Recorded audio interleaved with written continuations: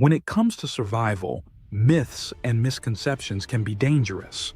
Hollywood loves to dramatize survival situations, creating scenes that look thrilling but often overlook the harsh realities. While these myths make for entertaining movies, believing them in real life could lead to deadly mistakes. Before we dive in, don't forget to hit that subscribe button. Stay informed and prepared with practical tips and strategies to help you face any challenge. Today, we're diving into the top 5 survival myths and explaining what you need to know to survive effectively. Myth number 1. You can drink water from a cactus. This is one of the most common myths perpetuated by movies and TV shows. Picture this. A stranded adventurer slices open a cactus, finds it brimming with crystal clear water, and drinks it to survive the desert heat. The reality, however, is far from this romanticized notion. Most cacti don't store drinkable water. Instead, they contain a thick, slimy liquid full of alkaloids and toxins.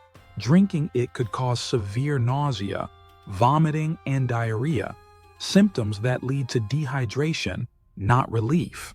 The barrel cactus is one exception, but even its liquid can be bitter and unsafe in large quantities. In a desert survival scenario, your best bet is to look for shaded rock crevices where rainwater might have pooled, or focus on moisture-rich foods like prickly pear fruit if you can safely identify and harvest it. Better yet, carry plenty of water when venturing into arid regions. Remember, the desert is unforgiving, and relying on myths like this one can be a fatal mistake. Myth number 2, rubbing sticks together to start a fire is easy. We've all seen it in countless movies. The hero, stranded in the wilderness, grabs 2 sticks, rubs them together, and a few seconds later, a roaring fire springs to life. This dramatic sequence makes friction-based fire starting seem quick and easy. In reality, it's neither. Starting a fire with friction requires significant skill, the right materials, and ideal conditions. You need dry wood, proper kindling, and endless patience. Even seasoned survivalists can struggle with this method in less than perfect conditions. Damp wood, humidity, or improper technique can make the task nearly impossible. Instead of relying on friction, always carry modern fire-starting tools. A ferrocerium rod, waterproof matches, or even a simple lighter are far more reliable and efficient. If you're serious about survival, consider packing multiple fire-starting options in your bug-out bag. Friction fire starting is a valuable skill to learn, but it should be treated as a last resort, not your primary method. Myth number 3, shelter is your first priority. Another popular survival trope is the idea that building a shelter is always your top priority. Characters in movies often spend hours constructing elaborate shelters without addressing more immediate needs like water or warmth. While shelter is essential, it's not always the first thing you should focus on. Survival priorities depend on your environment and the immediate threats you face. The rule of threes is a helpful guide. You can survive 3 minutes without air, 3 hours without shelter in extreme weather, 3 days without water, 3 weeks without food. If you're in a cold environment, exposure can kill you quickly, making shelter and fire top priorities. In a desert, however, water may take precedence over building a shaded shelter. Survival is about assessing your situation and adapting your actions accordingly. When building a shelter, keep it simple and functional. Use natural materials like branches, leaves, and snow to protect yourself from the elements. Avoid Hollywood-style shelters that prioritize appearance over practicality. Myth number 4, sucking venom out of a snakebite will save you. The snakebite myth is one of the most dangerous survival misconceptions out there. Hollywood often shows a heroic character cutting into the wound and sucking out the venom to save a companion. While it makes for a dramatic scene, it's not only ineffective, but also harmful. When a venomous snake bites, the venom spreads quickly through the lymphatic system. Attempting to suck it out won't remove enough venom to make a difference and could introduce bacteria from your mouth into the wound, increasing the risk of infection. Cutting the bite area can also cause additional tissue damage. So, what should you do if someone is bitten by a snake? First, stay calm. Panic increases your heart rate, which spreads the venom faster. Immobilize the affected limb to slow venom movement and keep it at or below heart level. Remove any tight clothing or jewelry near the bite, as swelling is likely to occur. Then, seek medical attention immediately. If you're in a remote area, having a snakebite kit or knowing the local wildlife can be a lifesaver.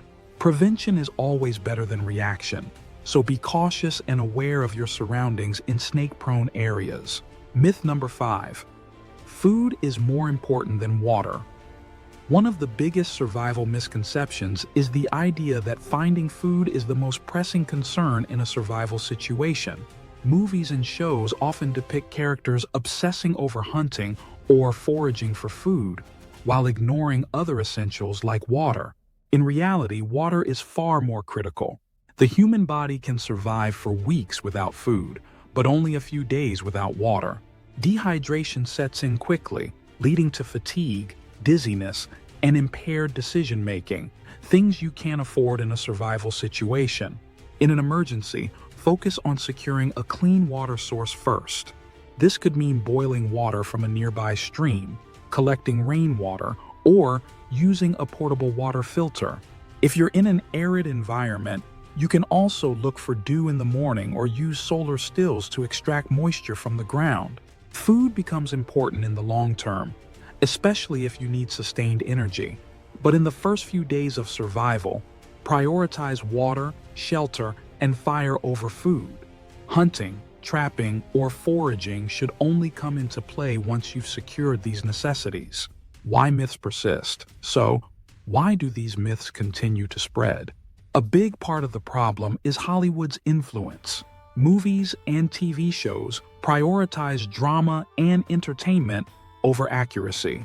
Seeing a character survive impossible odds with minimal effort makes for a great story, but it sets unrealistic expectations for real-life survival.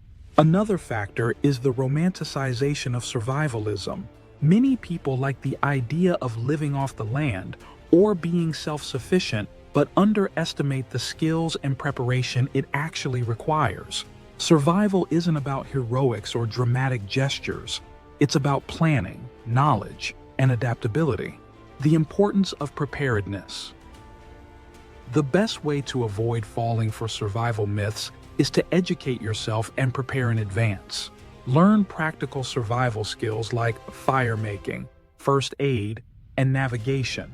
Build a bug-out bag with essential tools, including fire starters, water filters, and a first aid kit. And most importantly, practice these skills regularly so you'll be ready when it counts. Knowledge is the most powerful tool in any survival situation.